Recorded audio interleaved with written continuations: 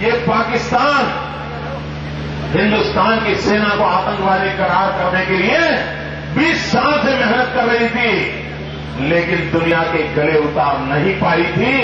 जो काम पाकिस्तान 20 साल में नहीं कर पाया, वो पाक भारत की दिल्ली में बैठी हुई ये कांग्रेस की सल्तनत ने 20 दिन के अंदर हिंदुस्तान की सेना को आतंकवादी करार दे। आप टीवी पे देखते होंगे, सेना के जवान दिखाए जाते हैं आतंकवाद के रूप में, यूनिफॉर्म में दिखाए जाते हैं आतंकवाद के रूप में। मित्रों, हिंदुस्तान की सेना का इससे बड़ा अपमान कोई नहीं हो सकता। ये अपनी जवानी लगा देते हैं, हम और आप चैन के सो जाएं, इसलिए सेना का जवान, पुलिस का जवान अपने सीने पर गोलियां झेलता है, उसे तुम आतंकवादी कह रहे हो। देश की सेना का अपमान करने वाली इस कांग्रेस पार्टी का जवाब मांगना चाहिए।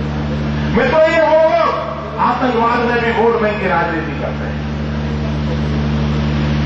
पिछले 5 साल से आतंकवाद की घटनाएं घट रही थी, बम धमाके हो रहे थे, धमाके करके भाग जाते थे और सरकारें समीक्षाएं करती बैठी थी।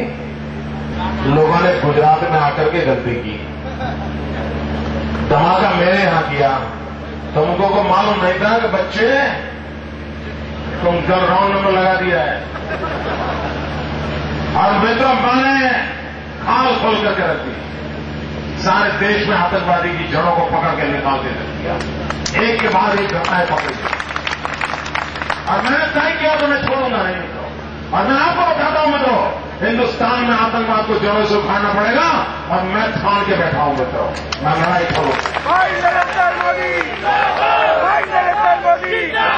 कोई देश ऐसे नहीं चलता मित्रों, 5-50 लोग बम बंदूक और पिस्तौल के बहुत से देश को दबाए और ये दिल्ली की सल्तनत आतंकवाद के सामने मुजरा कर रही है मित्रों।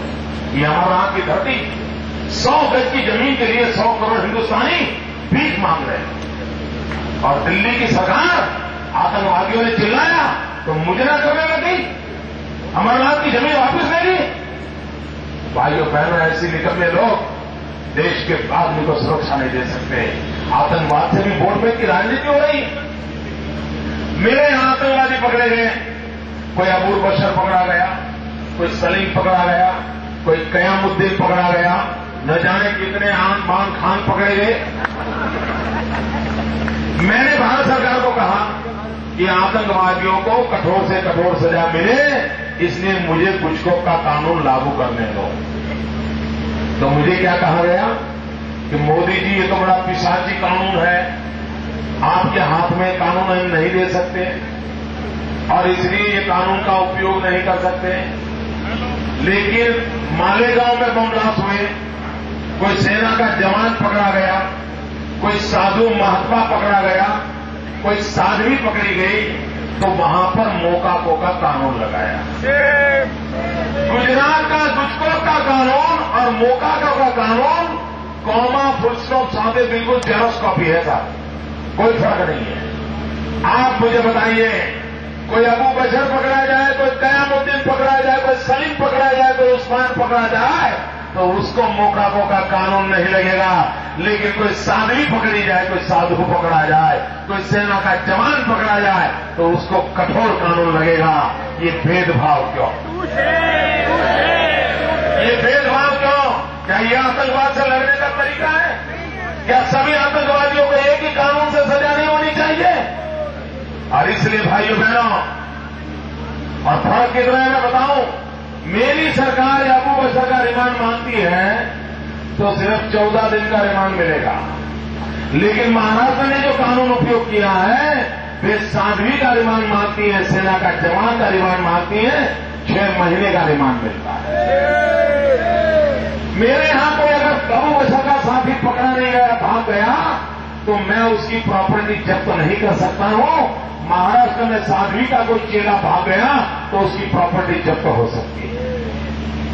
मैं अबू बशर की बात किसी ने टेलीफोन पर सुन ली और वो टेलीफोन का टैप अगर मैं कोर्ट में रखता हूं तो मैं अबू बशर को सजा नहीं करवा सकता हूं। लेकिन महाराष्ट्र में अगर टेलीफोन का टैप रख दिया जाए तो उसको फांसी की सजा हो सकती है। मेरे यहां अबू बशर ने किसी के यहां रात को मुकाम किया हो, आरडीएक्स रखा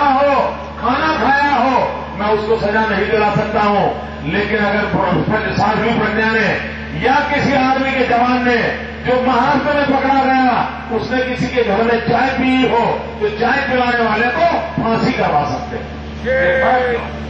क्यों फर्क?